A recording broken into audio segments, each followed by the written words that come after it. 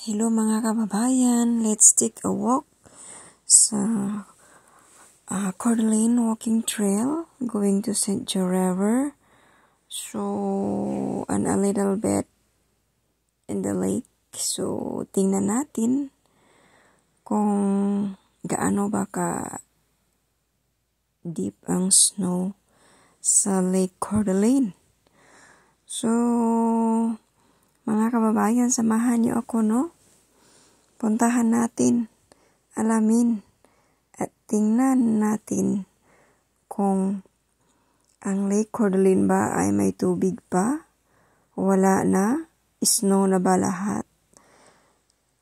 Mga kababayan, ginawa ko po ito para po sa inyo. So, sa dati ng pinangako ko na saan ako makakarating kasama po kayo. So, mga kababayan, tingnan natin ang Lake Coeur d'Alene. Ito dito mga kababayan, ang lugar na ito is in Historic Harrison kung saan ako nakatira, no? So, kunting kaalaman lang mga kababayan, alam nyo ba na gaano ba kalalim ang Coeur d'Alene Lake or how deep is Lake Coeur d'Alene? So, ito po mga kababayan, 25 to 30 miles long, from 1 to 3 miles wide, as deep as 220 feet maximum. So, yun po mga kababayan, no? Ang Lake CDE is the clearest lake in Idaho, and it is a popular tourist attraction, offers 135 mile of shoreline, campgrounds, sandy beaches, hiking trails, boating, and fishing. All of it's among the perfectly crystal waters of Lake Coeur d'Alene. So mga kababayan, ang Lake CDA or Lake Coeur d'Alene was created from floods at the end of the last ice age. It is a major landmark in northern Idaho and the Pacific Northwest. So, yun po mga kababayan, no? Konting kaalaman lang po, no? So, medyo mataas po ang history ng Lake Coeur d'Alene of Idaho. Kinuha ko lang po yung mga ibig sabihin natin na mga importante. Kasi, sabi nila mga kababayan, ayan, di ba? Mag-play po tayo ng snow. Kasi po mga kababayan, ang sabi nila is ang Idaho is maliit lang siya na state. Pero para sa akin, hindi naman. Okay, let's play the snow na nga. Kasi para na kasi malamig na, di ba? So, para po yan sa inyong mga kababayan, ang nangarap po na mga gustong maglaro ng snow, malamig po siya, freezing po siya. So, kailangan mo talagang ka ng snowsuit, yung makapal. 2 ang pantalon ko, 3 ang inner ko, at saka yung jacket ko. So, ganun lang po kalamig, no? Lake po iyan, mga kababayan, kung saan po ako lumalangoy dati. Ngayon, sinubukan ko po ang lumangoy sa snow. Alam mo, mga kababayan, ang lake na yan, kung na is last year 20 inches deep yung madaanan po ng sasakyan. Pero, ayan, naglalaro lang po ako para po yan sa inyo, para ma-share ko po sa inyo na totoo ba ang snow? Malamig ba siya? Oo, malamig po mga kababayan. At saka, lang po, maganda lang po yan sa first time pa lang. Pero pag ay nako, sobrang lamig. Ayaw ko na ngang lumabas Pero ginawa ko yan para po sa inyong lahat. Ayan po, ang layo kaya ng lake na yan. Kasi, from my location across 15 minutes yan sa sa boat. Kaya medyo malayo siya. Pero lahat covered ng snow. Wala ng tubig. Yung mga isda nun, nasa loob na yan nagtatago. Hindi na yan lalabas. Sa summer na yan lalabas.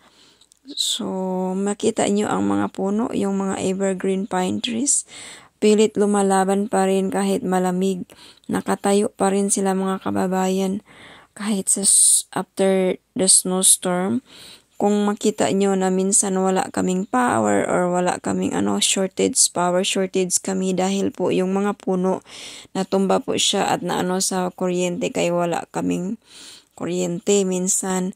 O tingnan nyo, evergreen pine trees lumalaban pa rin after the snowstorm, no? Nakatayo pa rin siya. Ganon talaga ang buhay mga kababayan. Sabihin natin na tayo lang ang may buhay na lumalaban.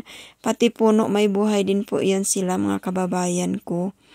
So, mga kababayan, huwag kalimutan mag-like, mag-comment, mag-share at mag-subscribe na rin. Ayan po, mag-play na naman tayo para last play na lang yan, no? Kasi malamig na. Yan mga kababayan, negative 13 degrees Fahrenheit yan. Pero lumalabas ako para po yan sa inyo. So, enjoying lang po, no? Malamig man, I was homesick, labas-labas konti.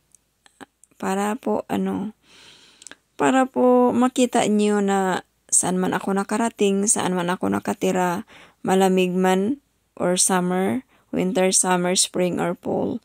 Updated po kayo mga kababayan. Ayan na po. Playing is over na po mga kababayan. Kasi po malamig na talaga siya, no? So, pauwi na po tayo sa bahay. Lang po mga kababayan, parang 1 minute lang po from sa bahay papunta sa going to Gateway Marina, ang walking trail na yan mga kababayan. So, uwi na po tayo sa bahay kasi malamig. Ayun na po. So, yan, nakita nyo mga puno, wala ng dahon, ang iba. Buhay po yan mga kabayan, mabalik po yan sila pag na spring. So, mga kababayan, sa mga hindi pa nakasubscribe dyan, huwag po nyong kalimutan mag-subscribe para may update po kayo kung ano man po ang mga pangyayari alam nyo na sa update sa buhay-buhay. Hindi na kailangang may marites kasi kailangan kong sabihin sa inyo. O, diba? Wala nang marites ngayon dahil ako na ang nagmamarites sa inyo. O, sa mga hindi alam kung ano yung marites, yun bang gossip? Yung tao na magsabi ganito, ganyan. So, ayan po. Huwag nang ako nang pong nagsasabi sa inyo. So, yun, mga kababayan, pauwi na po tayo sa bahay, no? Kasi, malamig, mahirap maglakad sa snow. Lalo pag, yan, walking trail yan, papunta doon sa St. Joe River. Ang hirap maglakad, matagal.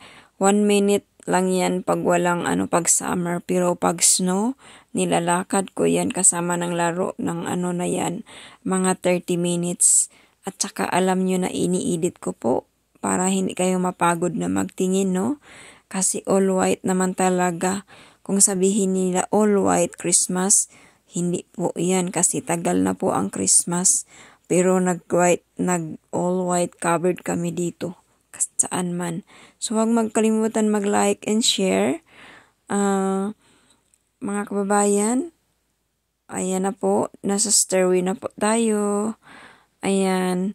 Yun yung access namin. Kami lang po ang pwedeng dumaan dyan kasi kung private property, hindi pwedeng ibang tao na dumaan dyan sa So, yan po ang access namin going to the lake at saka going home. Mga kababayan, sana po nag-enjoy po kayo, no? I-share lang po, like and comments. Follow na din po at saka pag-subscribe na. So, bye-bye. Maraming salamat po.